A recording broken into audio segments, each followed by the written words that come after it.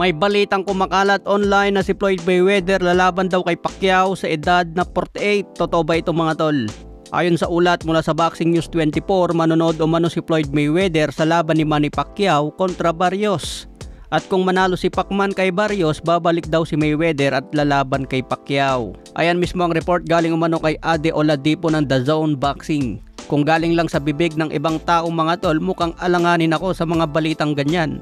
Pero kung galing mismo sa bibig ni Floyd Mayweather at sinabi niya na manonood at lalabanan ko si Pacquiao kung manalo, pwedeng maniniwala pa tayo. Pero kung galing lang din sa ibang tao na nagpapahype sa laban, manatili pa rin itong chismis. Sa ngayon wala akong mahanap na kahit interview mula kay Floyd Mayweather na binanggit niya si pambansang kamao. Edad 48 na si Mayweather ngayon mga tol at hindi na yan babalik sa professional para isugal lang undefeated. Kung exhibition fight pwede pa si Floyd Mayweather, pero sa professional sa tingin ko malabo na. Maraming pagkakataon si Floyd Mayweather na labanan pa si Pacman noon. Medyo malakas pa si Floyd Mayweather pero ngayong edad 48 na, nagpapakasarap na lang yan sa buhay mga tol. Kaya hindi na isusugal ang kanyang undefeated.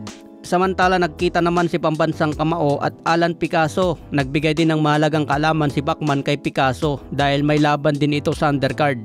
Kalaban ni Picasso ang isang Japanese na si Kyonosuke Kameda. May kartadang 15 wins 9 KOs, may 4 na talo. Ito ang magsilbing tune-up ni Alan Picasso bago sumabak kay Naoya Inoue sa December. Kaya kailangan na impresibo ang panalo ni Alan Picasso para mas ma-hype ang laban kay Inoue.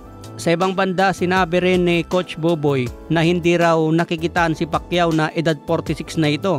Marami pa raw tatalunin si Pacman na batang boksingero dahil sa sipag nito sa ensayo. Sabi ni Coach Boboy, kahit batang edad mo, kung tamad ka sa training, yung tipong botete ka kapag walang laban, mahinang boksingero ka pa rin. Sa training daw makikita kung ang isang boksingero ay may ibubuga sa ring, hindi yan nakikita sa edad. Iba raw mag-training si Pacman dahil hindi nakikitaan na tinatamad ang katawan sa training. Inaawat na nga raw si Pacman mga tol dahil hindi yan tumitigil sa pag-training. Kailangan tamang training lang para hindi masobrahan.